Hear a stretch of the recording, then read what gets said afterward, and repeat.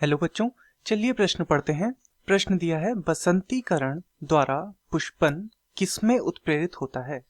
तो इस प्रश्न में हमसे बसंतीकरण के विषय में पूछा गया है कि इनमें से किस में बसंतीकरण द्वारा पुष्पन होता है।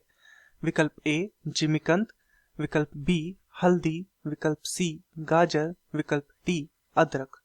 तो चलिए देखते हैं कि इस प्रश्न में जो बसंतीकरण पूछा गया है वो किस में होता है। तो इस प्रश्न की जो मुख्य अवधारणा है, जो मुख्य अवधारणा इस प्रश्न की है वह बसंतीकरण द्वारा पुष्पन के विषय में है। बसंतीकरण करण बसंतीकरण। तो सबसे पहले हमें यह समझना होगा कि बसंतीकरण होता क्या है। तो बसंतीकरण एक ऐसी प्रक्रिया है जिसमें पौधों को शीत उपचार दिया जाता है। पौधों को शीत उपचार दिया जाता है। शीत उपचार उपचार। तो इस प्रक्रिया में क्या होता है, शीत उपचार दिया जाता है। यह जो शीत उपचार होता है यह 0 डिग्री सेल्सियस से लेके 5 डिग्री सेल्सियस के मध्य हो सकता है।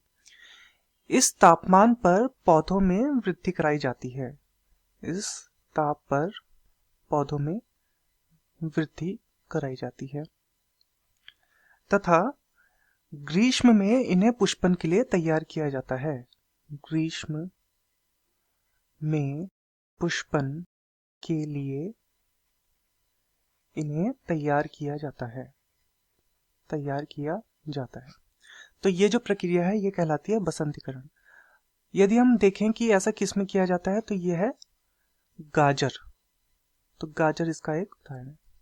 चलिए अपने प्रश्न की ओर चलते हैं। प्रश्न में हमसे पूछा गया था बसंतीकरण द्वारा पुष्पन किसमें उत्प्रेरित होता है। विकल्प ए जिमीकंद, तो जिमीकंद में ये नहीं होता। विकल्प बी हल्दी, हल्दी में भी ये नहीं होता। विकल्प सी गाजर, तो ये बिल्कुल सही है। विकल्प डी अदरक, तो अदरक में भी ये नहीं होता। तो दिए गए प्रश्न का सही उत्तर होगा विकल्प सी गाजर।